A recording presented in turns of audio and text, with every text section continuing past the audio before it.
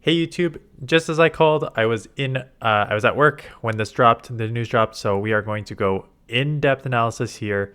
So basically timestamps below, but I'm going to quickly talk about the actual season because there's just one thing I want to talk about. It's the XL candies and what you need to do to start thinking about how to use that properly. We're going to go over the schedule, the pros and cons of that, and some Pokemon you need to start thinking about. And then the majority of this video will be in-depth analysis on the majority of the Pokemon, what these nerfs mean, what these buffs mean, how I think the Great League meta is going to look like, all these new moves on Pokemon. So it's going to be a long video. So I appreciate you watching it. I appreciate your support, and I'm sorry that it is a day later than normal. So let's just talk. The only thing that I really care about, I don't care about the other legendary, and I'll talk about those Pokemon if they're important at the time when they come out. There's really only one thing important here, and that is there's actually kind of two things important here. So, and they both revolve around the XL candy. So trainers level 31 guaranteed to receive an XL candy while trading, and trainers level 31 and above higher chance to receive XL candy from in-person 5-star raids. So XL candy is probably, there's basically only two things. I mean IVs if you count those two, but basically dust and XLs are your biggest issues of getting Pokemon to the league that you need to get them into. Master League, XL, and primarily, and then Great League and Ultra League. Like, just think about it. Like, I've gone over the Ultra League list before of how there's like 20 Pokemon in the top rankings that are XL Pokemon, right? So this is a perfect time that you can just trade any Pokemon that you want to get XL for with someone in your community. It does not have to be long distance. So save up those. So basically what I would do is I would just go through PvPoke rankings of top 100 Great League Pokemon, top 100 Ultra League Pokemon.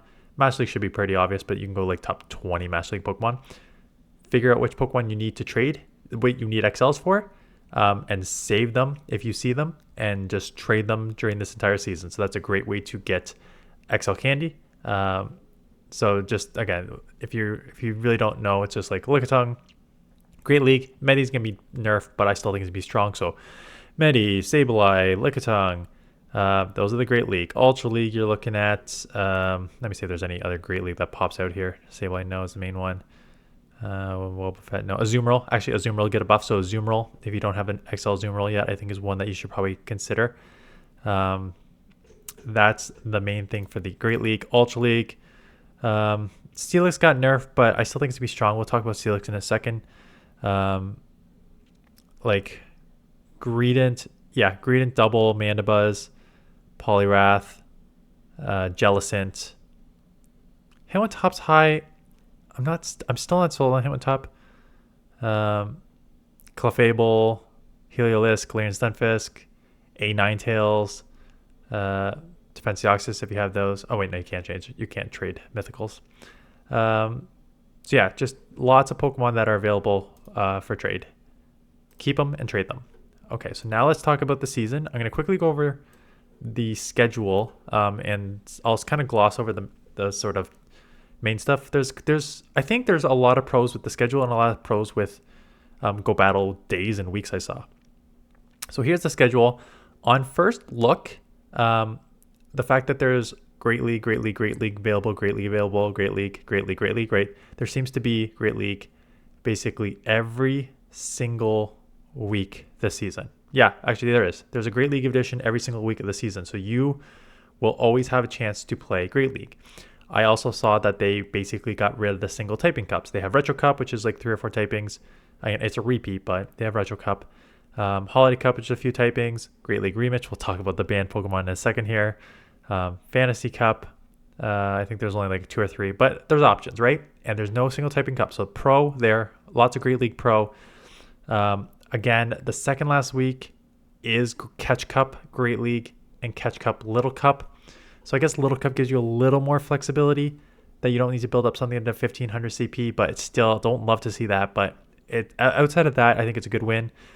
A full week of, not a full, but like 5 days of, 5-6 days of 4 times Stardust, 50. So not a increase from the maximum number of sets you can play per day will increase from 5 to 10 for a total of 50 battles, which is good because if it's going to be 5 days. I do not want to have to be playing 100 battles for 5 days straight, right?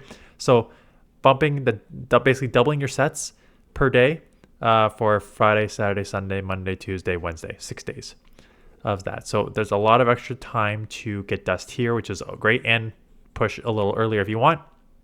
And there's actually another Go Battle Day, which is the 100 battles in February. So we just had one Go Battle Day last season, and now it looks like there's at least one full one with 100 battles, and then 6 with 50. So I think that's great. There's more opportunity to play. Anytime you have more opportunity to play and get dust in, practice and grind and stuff like that, I think it is a great. So there's a lot of. I'm like 95% happy with everything that they've done so far. Don't care about the pad pose. Again, Retro Cup, like 3 typings. Holiday Cup, 3, 4, 5, 6 typings. The Fantasy Cup, 3 typings, right? So worst case scenario is 3, and then there's this new league. So Hisui Cup, basically all these Pokemon, only Pokemon found in the Pokemon Legends Arceus Pokedex are eligible. So I think those are the newer Pokemon coming. So start collecting, right? Because the cup's gonna be on for a couple weeks. The Great League Remix. How out to lunch does Niantic need to be to not understand what the Great League Remix is? So you have sort of like the weird ones are like Wigglytuff is in there, Toxicroak is in there, Scrafty, Greninja, Trevenant, which got nerfed, but there's no like Lickitung is not banned. Did I see Gligar? Gligar is not banned. Superior is not banned. So it's just like, what are you doing? It's just like they got some of the meta like Medi, Sableye, Lantern. Noctowl wasn't used last season at all either. So it's like they like took the ban lift from 2 seasons ago, but didn't take into account last season for some reason. So it's a really weird. So I'm glad they brought it back. That's great. One of the cons, which this is now the 3rd straight season that there is no Premier Cup. So Master League, so they already said they got rid of Classic, which we knew. No more level 40s, it's level 50. But the Ultra League and there's a remix for Great League Remix, but there is no Premier. Premier means no Legendary. So it doesn't really affect Great League too much because there's just like Defenseoxys and a couple others. But in Ultra League, there's Cresselia, Giratina, Farizian, Cobalion. Like there's a ton in Ultra League that in Premiers, those would be banned. But for some reason, this is the 3rd or 4th straight season that they have just ignored Premier, which is very, very annoying. I know they were getting away with Classic, but I do not know why they got rid of Premier. So that's annoying. And then the remix just Pokemon was just like, okay. And then the double catch cup is just kind of annoying, but I get it. Okay, let's get into the meat of this video. Moves. I think I love like 98% of what is happening here. I think these moves will shake up the meta to a certain extent. We'll talk about like what I think this does to rankings after, and then PvPoke's gonna update it on Friday anyway, so we will see. But we're gonna go through each of these Pokemon. So there's some that I can do easy analysis for, like these new Pokemon. I can just, and I've got a few of them, like the top 5 of like Wigglytuff being the first one to be instead of like Icy, you can like put the move set in. It won't change like if a new Pokemon has a new move here that gets buffed, you won't like Scald, like new Pokemon gets Scald, but Scald is actually getting better. So that won't reflect, but you can just compare Wigglytuff with Ice Beam versus Icy Wind and see the difference there. So I've got 5 of the top ones that I think are going to matter coming up there. And then, but for the most part, there is just a lot of buffs to moves. So what you can do, what you can do is just wait until Friday when you get all the stats and everything. But first, what you can do is you can go to the Great League. So let's just, so I use PvPoke for everything here. So you search at Mudslap. So this will give you a list of every Pokemon that has Mudslap. I also have, they have a section for moves. So Mudslap is a fast move. You can just search it here. And they look, and he mentioned that he is already, if he knows the energy or he just assumes what the difference is. So the energy generation increase. So if you haven't used Mud Slap before, it is a pretty hard hitting move, but just slow on the charge. So 3.66 damage per turn. So each turn is basically, when you're looking at kind of damage per second, it's basically 2 turns here. So 7.32 damage per turn, which is decent. And then the 2.66 was rough because that's just like under 6, right? And now it goes up to 6. So 6 is still not amazing, but it's much better. So there's Pokemon in here. Where will it affect? I feel like Pokemon that still have access to Mud Shot and stuff are going to use it. I think where it's going to matter is like Gastrodon, Dugtrio. These are Pokemon that like,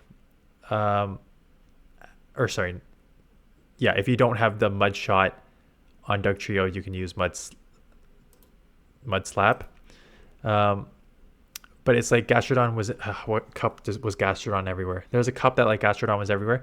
I think you're not going to see, I don't think this increase in energy is going to affect any of these Pokemon becoming meta. I think on these top steals, like Excadrill, you're still using Mud Shot. I think Donphan probably still counter is still the better move. And then you're going down to like Gastrodon, like Grimer, you're most likely using. You can sneak Poison Slap in there, but Poison Jab is probably the better move for Grimer.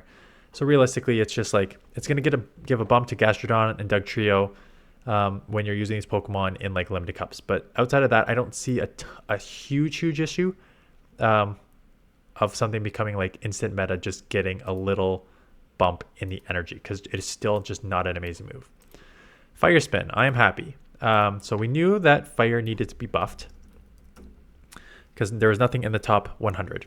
And I said, I actually made like 4 correct calls, and Fire Spin was one of them. I said Fire Spin needs to be buffed.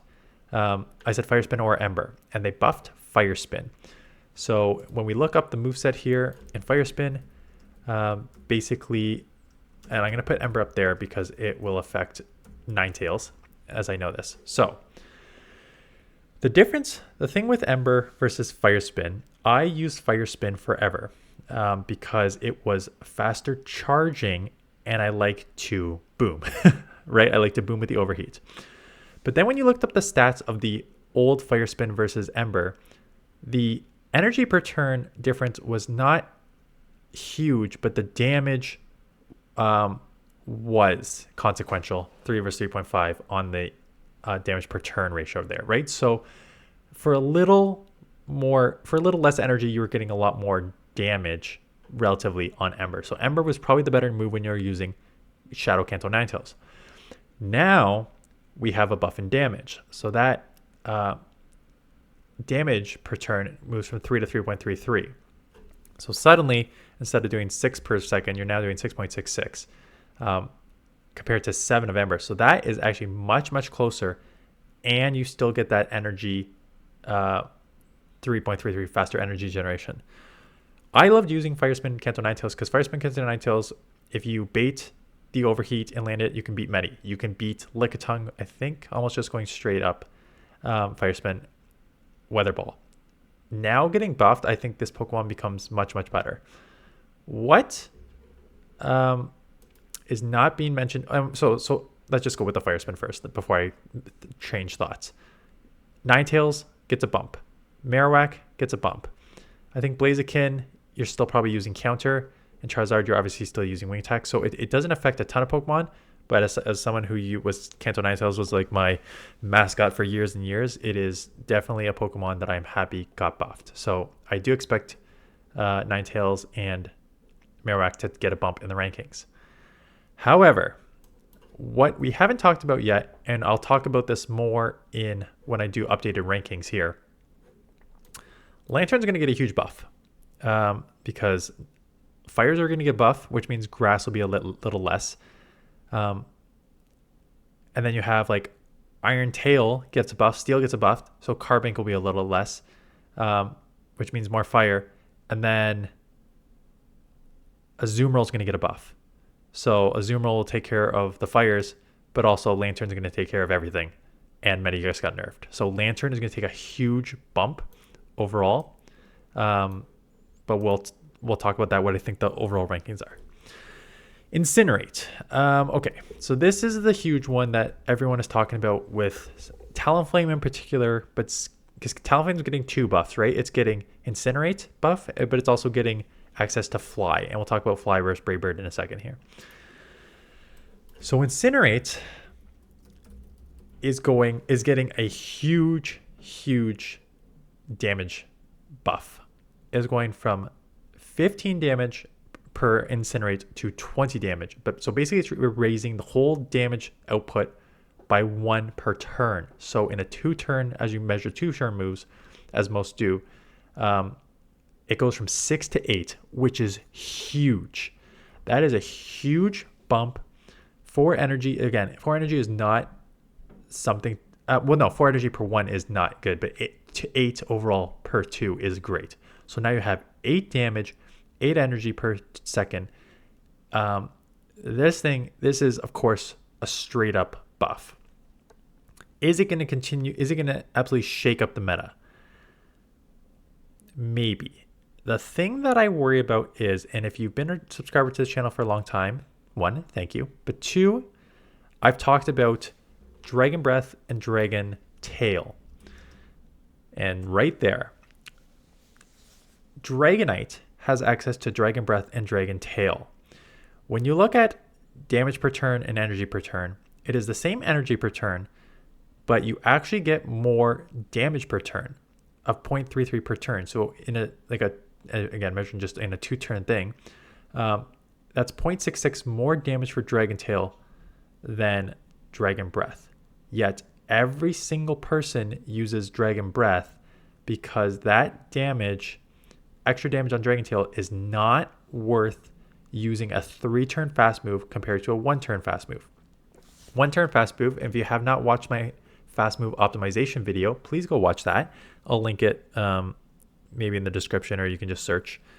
I talk about fast move optimization timing. So if you have a 1-turn fast move, which is Dragon Breath, it is much easier for you to catch charge moves. It's much easier for you to not get caught on because you can just like take that extra second, stuff like that, as opposed to 3-turn moves where it's a little trickier.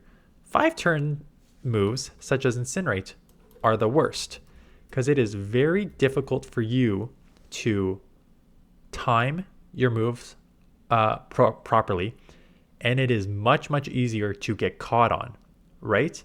Because that animation is so long, and it's much easier for your opponent to time their moves properly and get maximum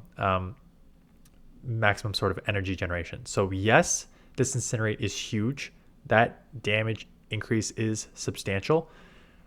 We will have to see the actual effects of it in play because 5-turn fast moves are just really rough to run against good players, right?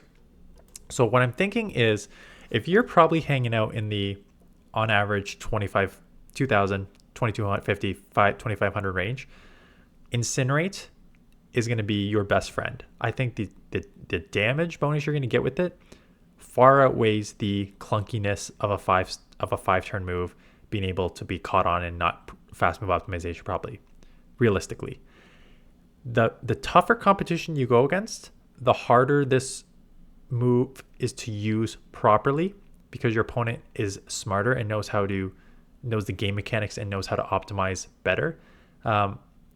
So I think it will still have more play than before. I think it's better than before. I just think that it's not going to be as sort of broken as people think because of its 5-turn move energy generation. So that is that. Skeledirge obviously got it's a huge bump too. I think when Skeledirge gets I have really enjoyed using it as a new Pokemon. I think when it gets a second, like a community move or something, this thing is going to be so good. So if you don't have one yet, start looking at that. Blaze Kick, more power. So that's, again, nothing really. This is fast moves. Nothing really to talk about here. You're just getting more damage per energy. 1.37 was not amazing. Getting up to 1.5 is good. Obviously, Blaze Kick, I know Blaze Kick is the main move that is used on Blaziken. Blaziken is very good in limited metas. So having Blaze Kick, just having more power when that is your main move, is strong. So slight upgrade to Blaziken. Don't think it matters for the general PvP. Like Open Great League. It won't make a substantial difference. Break and Swipe. I said if you're gonna attack Break and Swipe, so this is I called Fire Spin, 100%. I said that it's gonna be more power, and I called Breaking Swipe. I said if you're gonna attack Breaking Swipe, you have to not guarantee the buff. The fall, the attack fall. It's the same thing that they did with Zap Cannon and Registeel, right? Registeel moved from 100% to 67% chance, and for me, a 2% chance happening. So if you've been around for this channel, I Zap Cannon lowers my opponent's attack like 2% of the time. I just don't get it. I feel like it's going to do the same thing for Breaking Swipe. I think it was 100%. I think just moving in line with Zap Cannon makes sense, dropping it to like 67%. So that will affect a few Pokemon. Obviously, Steelix is the one you need to worry about if you're playing in... well, there's Haxorus. There's Sceptile that has it now. There's Rayquaza for Master League, and there's Heliolisk. So all downgraded. How much of a downgrade? I think the Pokemon like Haxorus and Rayquaza and Heliolisk are going to feel it more than Steelix. I think Steelix still has its bulk that even if you don't land the Break and Swipe lowering the first time, but you land it like the second, third time, I still think it has overall play. But it will change. Someone said online, it's going to change the strategy of using Steelix. And then someone's like, oh yeah, strategy. But there is a strategy, right? You lead it, and if you understand your like different shield scenarios, and you understand that you can just go like Break and Swipe multiple times in the 2 shield, you can flip like some stupid matchups like Swampert and stuff like that. Now, not so much, right? If you don't land that lowering of the attack on Swampert and stuff like that, you're now going to lose those matchups. So I think there's going to be a lot more matchups that Steelix will lose if it does not land that lowering of the attack. And it's the Pokemon that otherwise just hit like super effective, but you lower it enough to like just make it like a stupid, like I said, just like Swampert, stuff like that. So I think for sure it's going to drop in the rankings. I don't think that it's like if you've built one, you're like, oh, what a waste of energy and like dust and stuff. I don't think it's a total waste of dust yet. I still think it's gonna be pretty strong. But yes, definitely a decrease for those Pokemon. Iron Tail, more power. So I also said Steel needs a buff to attack some of these not Iron Steel, Iron Tail. Iron Tail is going from no, that's charge move. It's going from, did they say energy so oh yeah, power and energy generation increase. So it has a double buff, right? If you look at the stats, here's the problem, right? So 2 energy per turn, 3 damage per turn sucks. So getting a buff, 3.33 damage per turn to 6.66 damage per 2, okay, not amazing, not bad, but still energy per turn is really bad. So the fact that you still have such a low, not a low, but like a bottom 3.33 damage per turn with a very, very slow energy per turn, I don't think it's going to affect anything. And just looking at the sort of movesets here, I don't think it's going to affect anything there. So yeah, okay, I know they're trying to do something there. That's not going to do much. Steel Wing. Steel Wing is an interesting one because Skarmory got nerfed into the ground because many reasons. But the Air Slash Sky Attack Brave Bird combo just wasn't cutting it. So to now buff Steel Wing, where it now generates energy faster. So the damage was always sort of there, right? 3.5 damage per turn. So 7 overall, which is like when you're comparing it on 2 turn, like just evenish ground. That's good. The 2.5 is terrible, but now 6, like 3 to 2 is 6. That's not bad. That's not bad.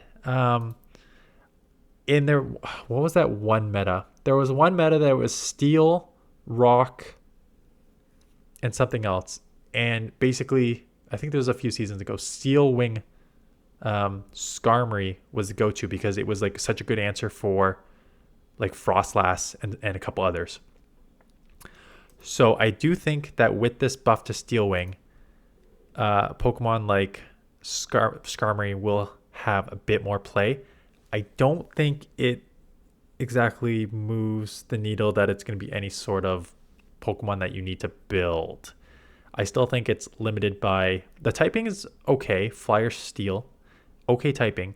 I definitely saw it a lot more in like the 2250 to 2500 range. People are still using it. I still think in general, when you compare it to Air Slash, which is what the move is now, okay. You now have same energy as Air Slash, but more damage. So the question now is, what is the trade-off of Steel? What are you hitting super effective versus neutral versus resisted with Steel versus what are you hitting super effective with flying, neutral, and that? So realistically, flying, you're going to get walled by Rock, Electric, and probably missing some. But those are the first two that come to mind. Steel, you're going to be resisted by Water, and one or two others, but you hit super effective with Steel on a few things like Rock and Fairy and Ice, I think. So I think Steel Wing is probably going to be, just looking at the stats and just thinking about where you'd use it, like Flying and Steel are both resisted by Steel anyways. I've got to imagine that Steel Wing is probably the move of choice now on Skarmory. So harder hitting move than Air Slash, same energy, seem to have more coverage against like some of the meta Pokemon. I don't think that it'll make it meta or even like strong by any sort of means, but I think that Steel Wing is now probably the preferred moveset. Astonish, they finally did it. They actually finally gave it something that matters here. So this is like their 10th time trying to buff Astonish. And they finally, look at that damage per turn. They buffed it from 4 to 5 before, which was still just 1.66 damage per turn, which is pathetic. Now they buffed it to 9 to put it on par with. It still like fails in comparison to moves like Shadow. Let me bring up Shadow Claw. Let me bring up Hex. Right. So the new Astonish. Actually, Hex is. Yeah, it's got more damage, but less energy. So you see how poor it was before, 1.66 damage with a terrible energy per turn. Now you've got the 3 damage per turn and still with the 3.33 energy per turn. So still a bad move, not a bad move, but worse than Shadow Claw, because Shadow Claw just gets that sort of insane energy per turn. But if you trade off like the damage of now Astonish hitting harder, but slightly slower energy than Hex, like suddenly this move is actually buffed. In action, so if you're just looking at like which Pokemon have this move, the problem is most Pokemon have Astonish, but no one ever used it because it was so bad. I still think just looking at this moveset, there's no reason that you don't run Shadow Claw over Astonish, right?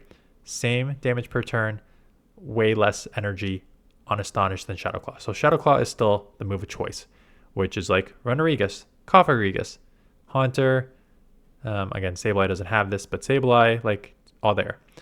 The question now is Hex versus Astonish. Drifblim, whether you want to Drifblim and whether you... I think you can now use some of these other Pokemon that you would otherwise not use it on, like Paleosand and Pumpkaboo, where you would otherwise couldn't... They don't have Shadow Claw. You had to use Astonish, and it was such a bad move. You can now use it there. The question is, do you use Hex on Drifblim, or do you use Astonish? And I think it depends what you want to do with it, right? Hex is a little less damage, not a little less, less damage, but quicker charging. And then Astonish is a little more harder hitting and then less energy. So I think it depends on the Pokemon that you're using. I just mentioned Drifblim. If I was to use Drifblim, I would probably still use Hex, because Drifblim's pretty glassy for starters, and its main strength is getting to the Icy Wind to lower your opponent's attack and the Shadow Ball to actually hit hard, and it's a pretty glassy Pokemon. So getting a little more damage with Astonish is probably not worth the energy trade-off, in my opinion. So that's my opinion on Astonish. I think it's a great upgrade. I think a lot of Pokemon who only had Astonish as a ghost move, it is now a viable ghost move to use. I don't think the Astonish breaks any other of these ghosts into the top meta, but I think it is definitely a buff that is needed. So that is Astonish. What's old is new again. Bubble. History time. People, Bubble was 8 damage before. Azumarill was the top rank Pokemon forever with Bubble of 8 damage. They nerfed Bubble to 7 damage so that it lowered its rank. So that was like, 6 or 7 seasons ago now. Fast forward 6 or 7 seasons, lanterns everywhere, superiors everywhere, stuff like that. They're now rebuffing Bubble. So what that will mean is, I think for the most part, these other Pokemon, you're really not going to use it, right? Poliwrath, you're going to use Counter. Wing Attack, you're going to use Wing Attack. Jellicent is actually an interesting one, because Jellicent, it's going to greatly affect actually the Show 6 Pick 3 tournaments where you have Jellicent, because I have definitely used, if your opponent has a bunch of normal type Pokemon or ghost or dark Pokemon, and you're in the Ultra League and they have Umbreon or they have Greedent and stuff like that, going Bubble was always what you did. So to now get Jellicent that has more, that you can use the fast move Bubble to deal with those Pokemon and do more damage is a upgrade for Jellicent, I think, in the Ultra League, especially in those tournaments. But for the most part, realistically, what are we just looking at? We are looking at Azumarill in the Great League. Azumarill will get a buff with Bubble. I think Azumarill, it's ranked 44. I think with the Bubble buff, I would not be surprised if it drops to the top 20, given that there's going to be an increase in fires that you're going to see as well. So increase in fires. Lantern, again, Lantern's the only problem. Lantern's still going to be everywhere.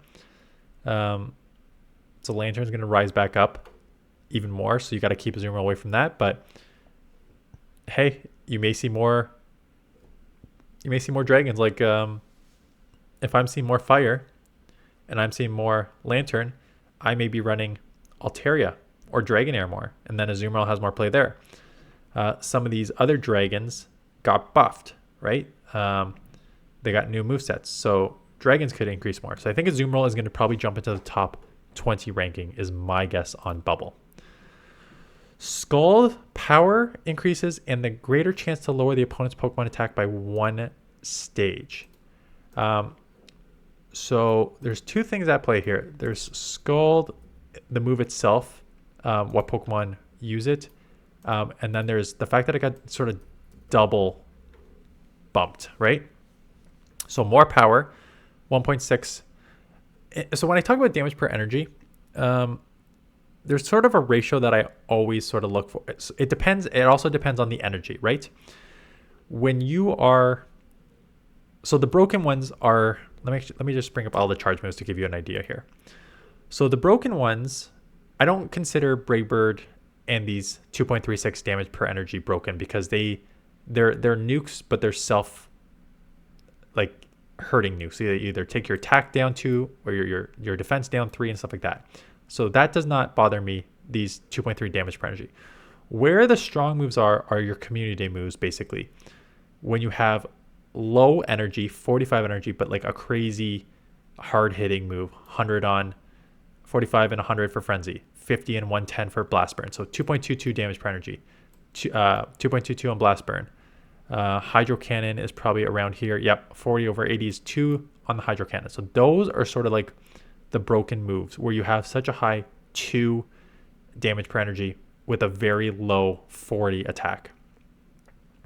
When you get into like the 1.8, 1.77, like these are good, especially around like the right here, 45, 50, 55 energy range. So when you get those, move sets, which we'll talk about Fly because a bunch of Pokemon got Fly, and this is a very, very good move. 45 energy, 80 damage, 1.77, right? 1.77 with only 45 is a good move set. Like, this is a good area.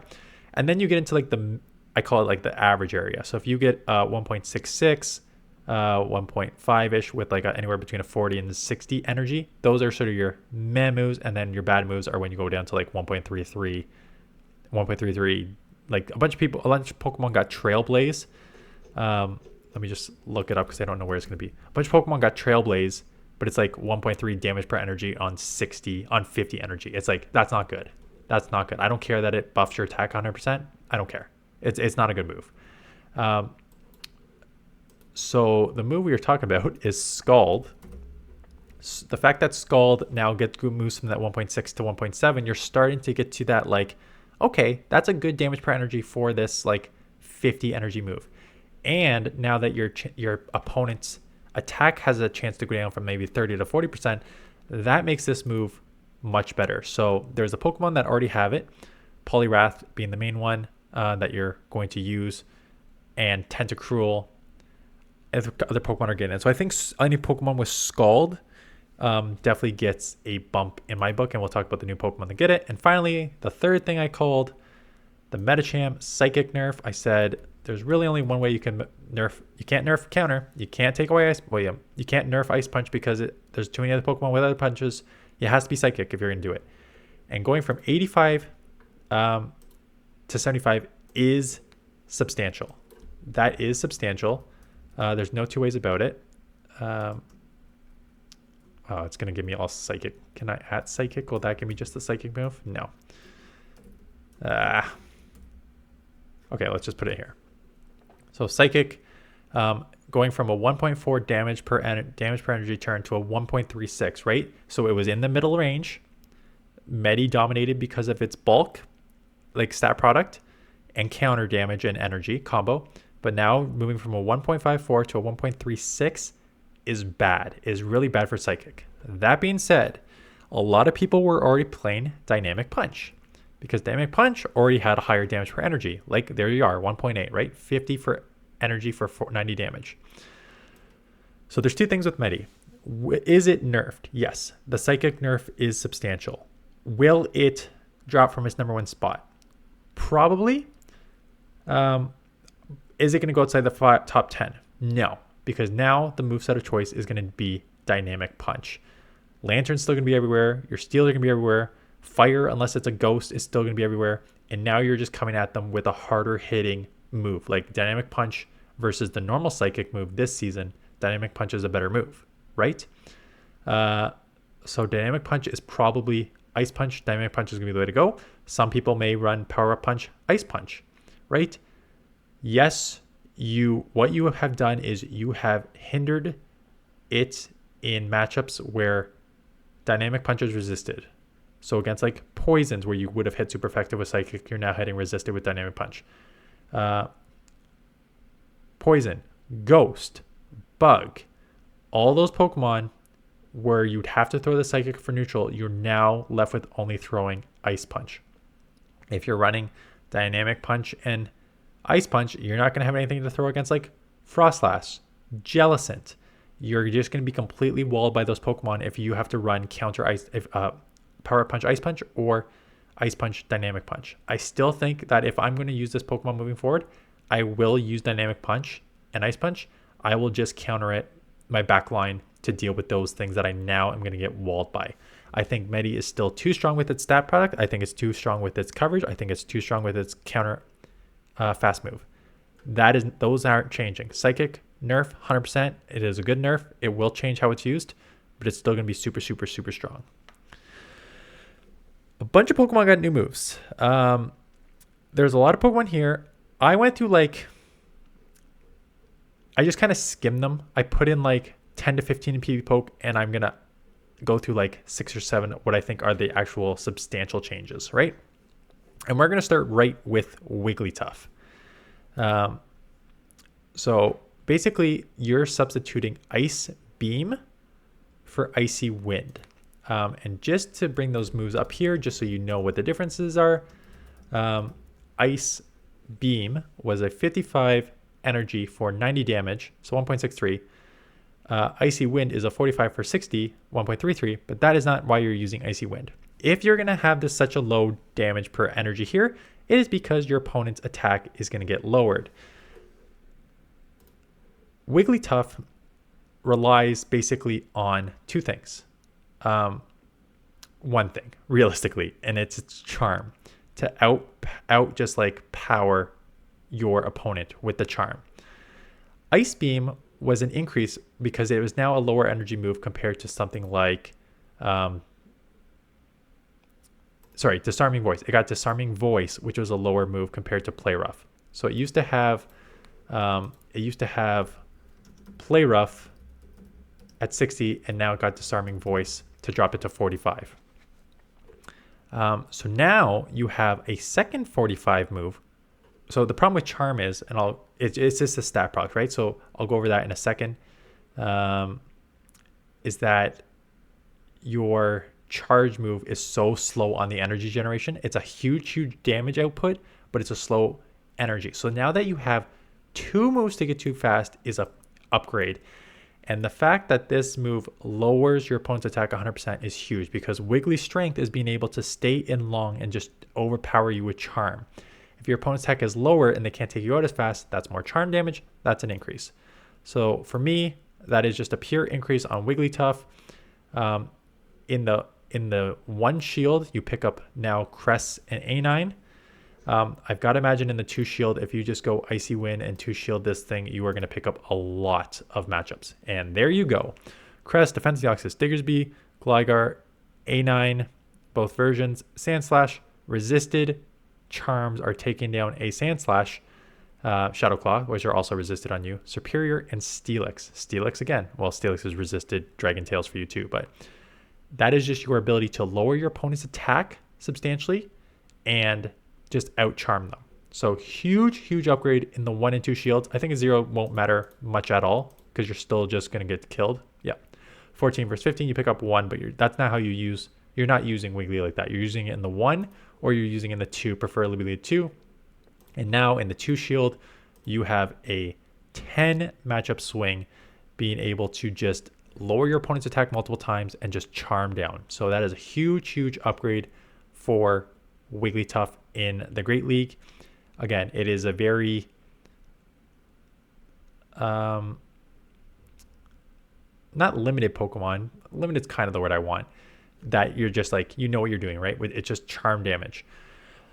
The question is, where does Wiggly jump up to compared to a Ninetales? Because the main charm users that everyone was using is a Ninetales is number 1. And then realistically, the next charm user that you would use, some use Gramble, but is Wiggly, 156 here. There's a huge difference between Ninetales and Wiggly right now. I think having Icy Wind will move this up substantially. I don't think it like cracks. I don't think it beats A9 overall. I'm probably still more comfortable running A9, just being able to get those Weather Balls off really quick. Because Weather Ball is a 35 energy move compared to the 45 that is the Icy Wind, right?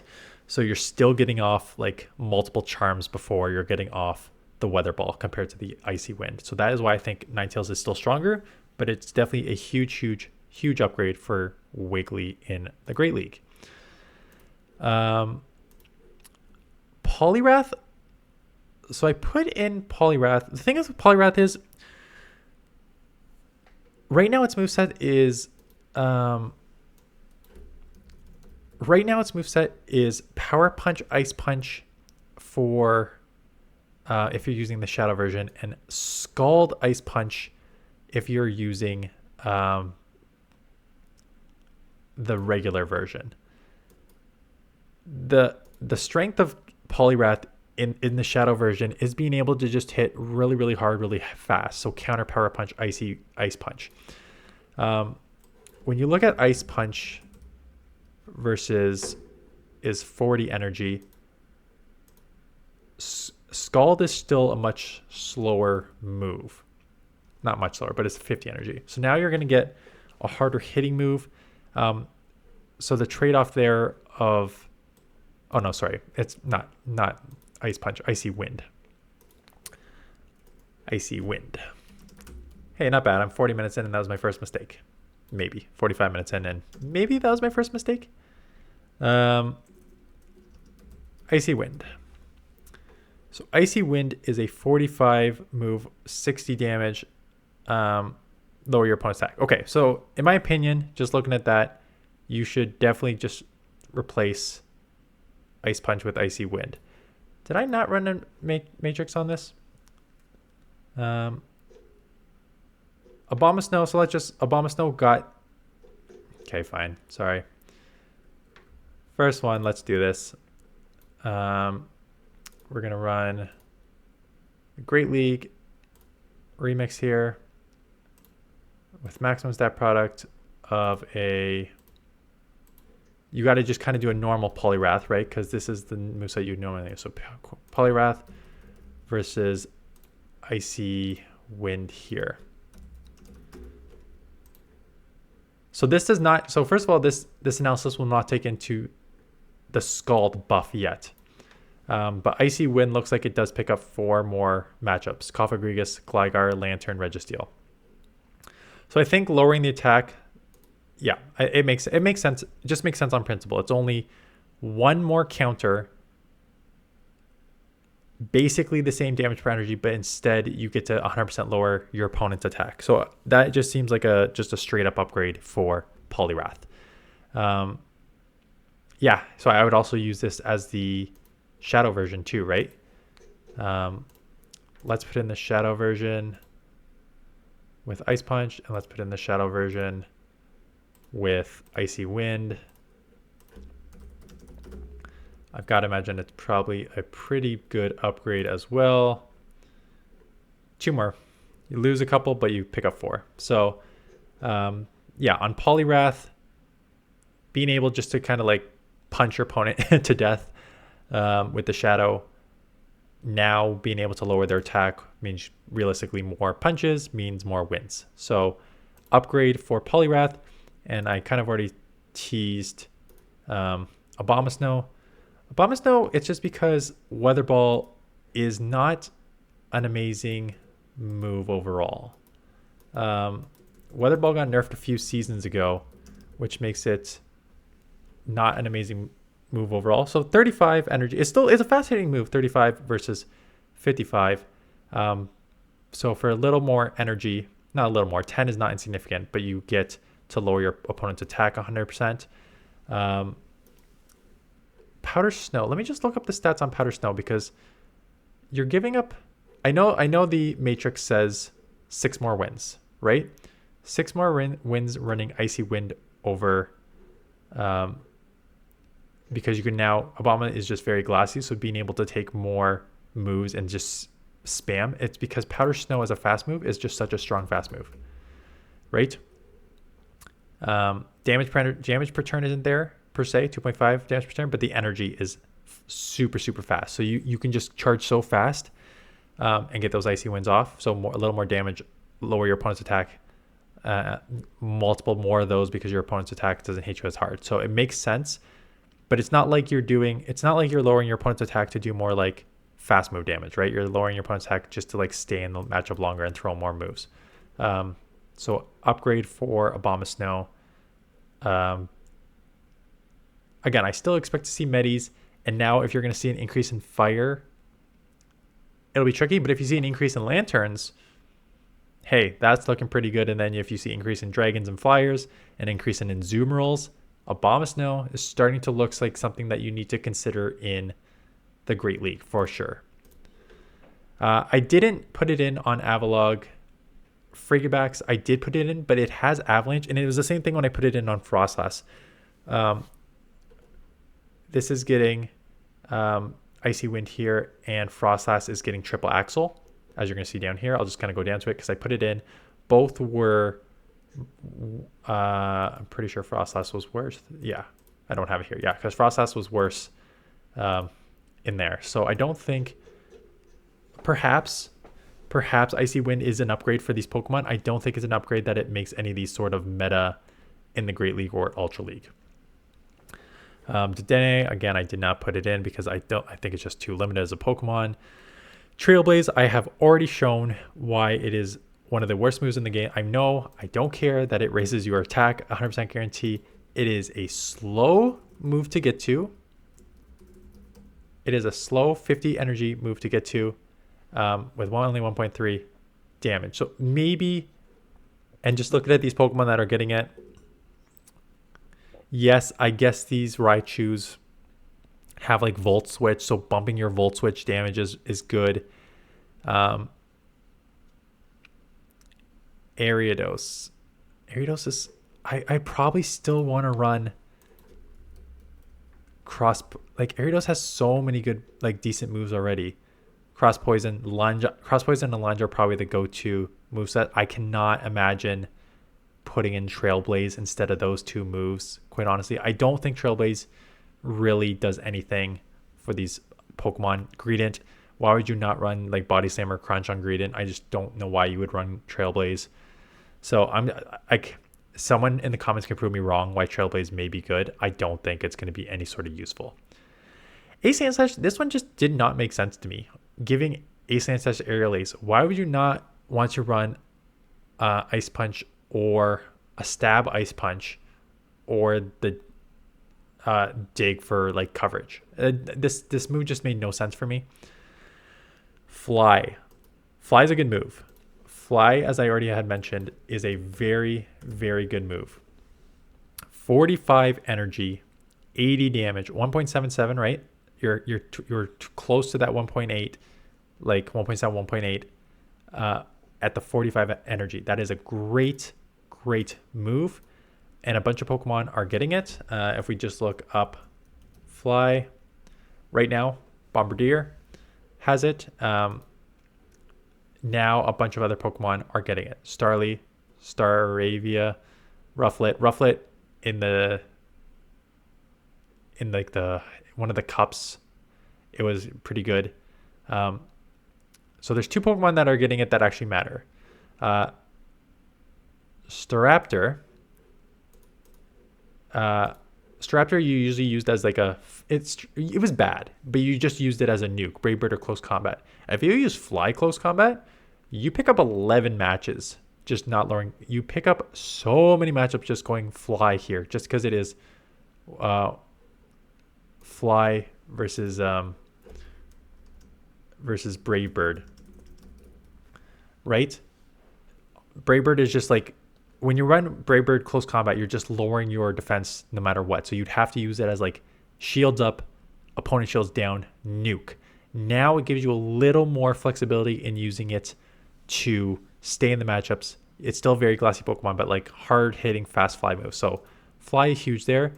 The other one is Talonflame. So Talonflame is getting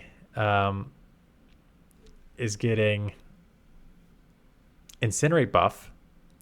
It is now getting access to Fly. So do you run Brave Bird or do you run Fly is the question. I think you keep on Talonflame. I think you keep Flame Charge, because if you're going to run Incinerate and it's going to do more damage, you want to bump that attack when possible. So you keep Flame Charge to bump that attack. You now run Brave Bird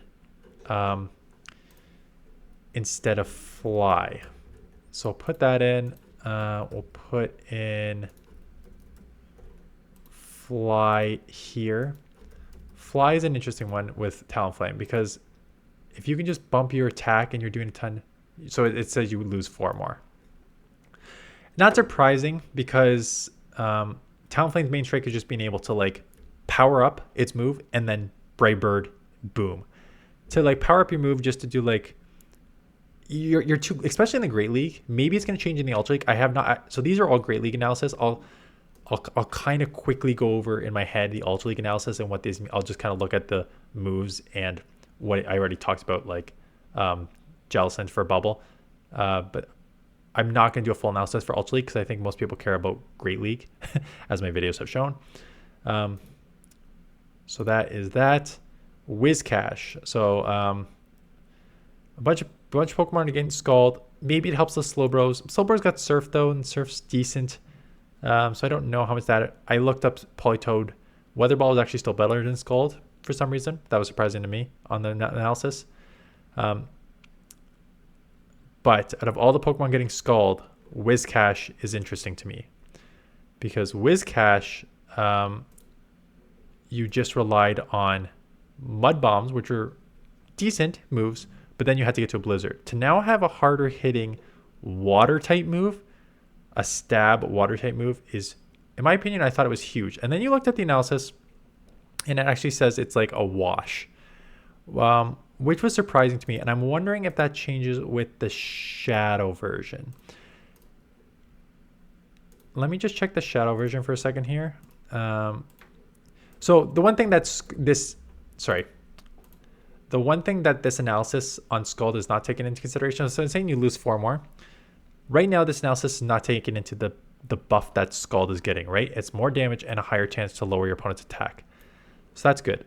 I feel like in a lot of these matchups, it is very bait dependent. So like, let's see, it's now saying you lose Swampert, right? And that's the thing. You needed to bait Mud Bomb, land Blizzard on Swampert.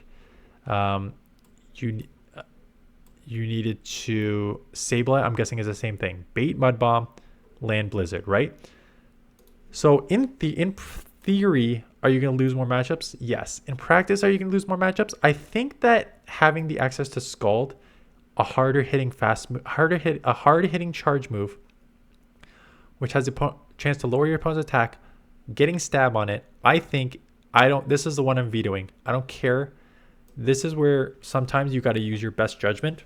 My best judgment is saying, in practice, I think that Scald will be better on Whiscash than what the records are showing. Blizzard, yes, super hard hitting. Why this is going to be, if you want to, I'll point out the obvious. Blizzard, you could actually throw on a flying dragon like Altaria to hit it for double super effective. If you're running Scald Mud Bomb, you got nothing. You can just top left. If you have your Whiscash locked onto an Altaria running Mud Bomb Scald, you can just top left, or at least fake like you have Blizzard, because those are the matchups where you're just going to get like now killed. But I think Scald, I'm starting to see why there's a second issue that I just thought of, and it's grass. But the thing is, you're a mud boy. You're going to get killed by grass anyways, right?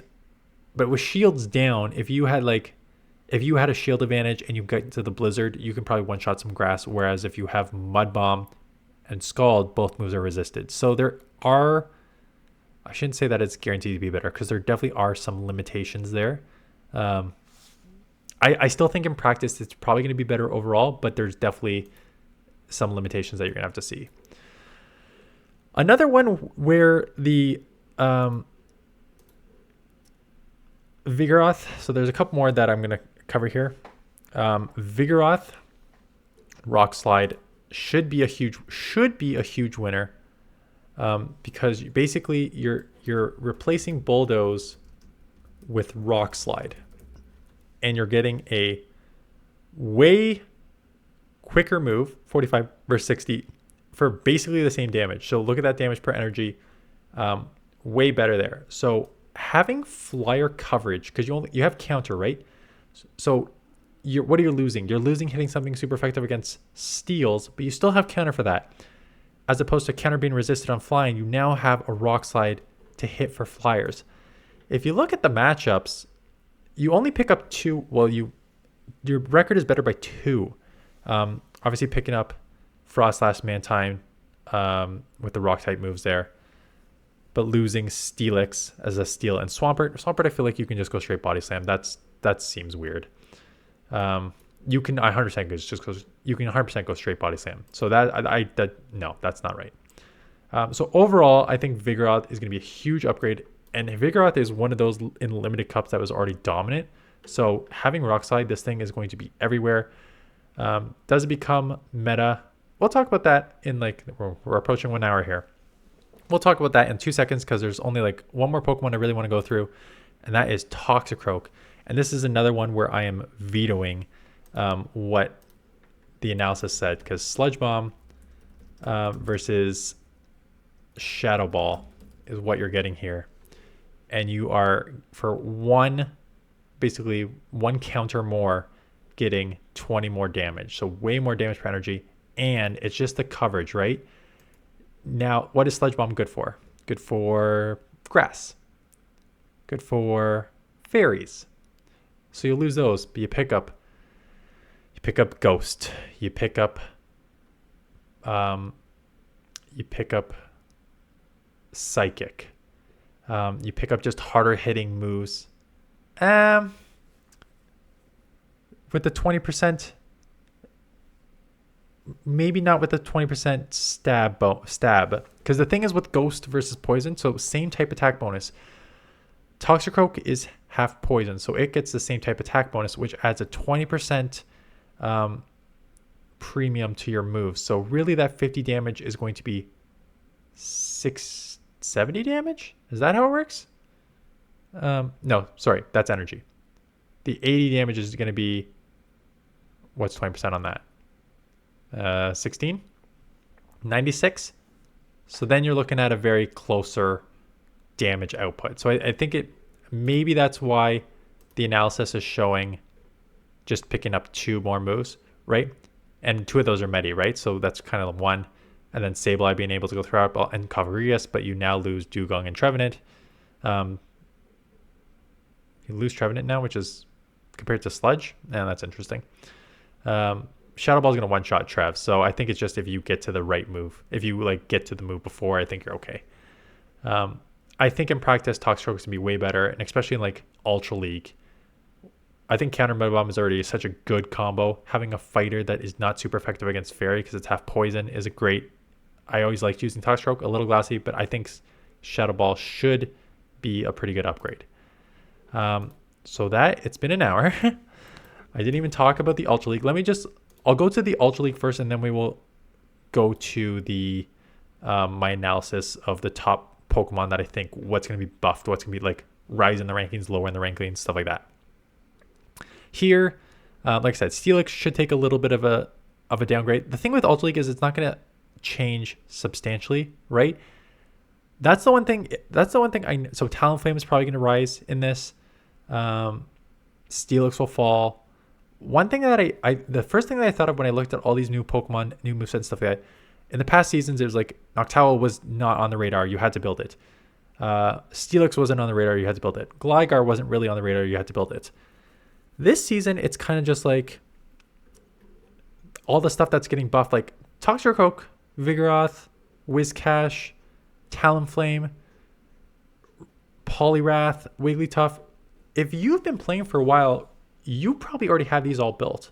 Like, I was looking at my roster. I really don't need to build up any new Pokemon, which I really needed to do in past seasons when, like, Gligar and stuff got buffed.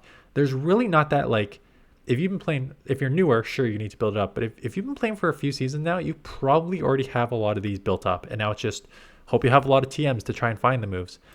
So, in terms of Ultra League, I don't think there's going to be a ton of movement overall. Poliwrath probably gets a bump in Ultra League. Jellicent, you're probably going to run Hex most times, but if you want to sneak a bubble trap, like a trap game, try and draw out a normal typing with bubble. I think that's a fun strategy. So I think that will give you more options there, not necessarily a buff, but more options. But for the most part, I think the meta for the Ultra League is going to stay the same. The Great League, I think we all know that Lantern's going to rise up because more fires. Don't need to worry about Medi. More fires will mean less superiors. More Azumarill buffs. Lantern should rise. I would not be surprised if Lantern rises into the top 10. Medi with Psychic having to run Dynamic Punch. Medi will drop. I don't see it dropping outside the top 10. Carbink, Lickitung, Gligar, Swamperts, Registeel. There's nothing here that really kills these. Poliwrath was already at 10. Shadow version, if Ice Punch is an upgrade, I don't see it really jumping. Maybe Steelix will go down, Poliwrath will go up like 1 or 2. Like Poliwrath is still, like Shadow's already top 10, so I think it'll probably stay around there. Whiscash is still probably going to stay in the Sims to run Blizzard. It'll be interesting to see like in application how it really works.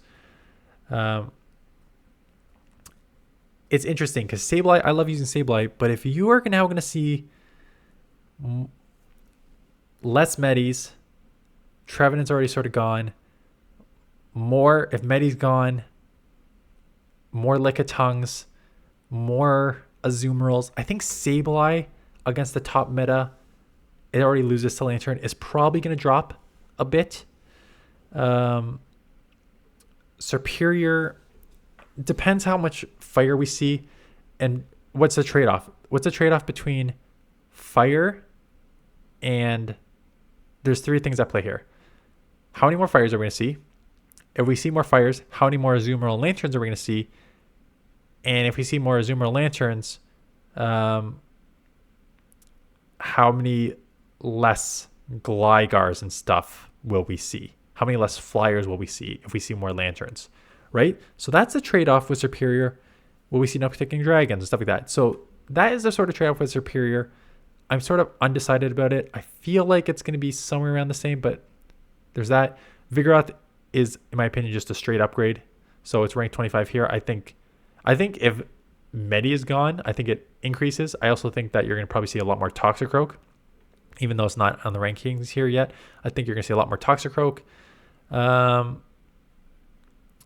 It honestly depends on how much this Medi nerf comes into play, right? Because if more people are just running Dynamic Punch, that probably hurts more normal Pokemon, right? Lickitung, Vigoroth, stuff like that, because the Lickitung Medi matchup was like evenish kind of in the 0s and 1 with Psychic, but Dynamic Punch is Lickitung just going to get wrecked. So if there's more people running Dynamic Punch, and Dynamic Punch will do better on Lantern. It'll do better on everything except for where it is resisted. So if people are just like Medi's still dominant, I'm just going to run it with counter and Power Punch, Ice Punch, or Ice Punch and Dynamic Punch. Will we then see a rise in Bug? Will there be more Charger Bugs? Right? If you're going to see more Lanterns with Spark, and you're going to see more Medis with Dynamic Punch, maybe Charger Bug jumps up. If there's more Azumarills, you're probably going to see less Glygars. Maybe Charger Bug jumps up. Maybe Galvantula jumps up. Poisons. Maybe more Clodsires, because that matchup was sort of iffy there. Toxapex. I did not get that one right. I thought they would buff Toxapex, like buff Brine or something, but they did not. But maybe we see more Poisons. What else is there? Ghost. Ghost is kind of a tricky one because it depends. If we see more Dynamic Punch, maybe less normal, maybe more Ghost. But if we see less Medis overall, probably more normal typings, less Ghosts. So that one's sort of like up for debate. But that is my very, very long. This is probably one of my longest videos that I shot straight through, 68 minutes here, of the moveset, Beyond the Hype moveset of what I think needs to be built. So if you, let's just say you're starting from scratch. If you're starting from scratch, if you're starting from scratch, just wait till Friday till the moveset updates. I still think, if I have to guess a top 10, I still think it's Medi, Carbink, Lickitung, Lantern's probably going to jump up, Gligar, Swampert, more Lantern, probably Swampert's still probably going to be in the top. Steelix will drop, Poliwrath may jump, Clodsire and Debatable may jump. I'm wondering how much Azumarill jumps. I don't think Toxicroak can jump into like the top 20 or anything. I still think it's going to be like 30, 40 plus. I think Azumarill is probably going to jump up into like the top 15, 20. I think Vigoroth is probably going to jump into the top 15, 20. But that is my guess. So I'd start with those Pokemon is my guess. And then we'll see how it shakes out. So that's a lot of talking. For those of you who are new to this channel, if you're still watching, hello.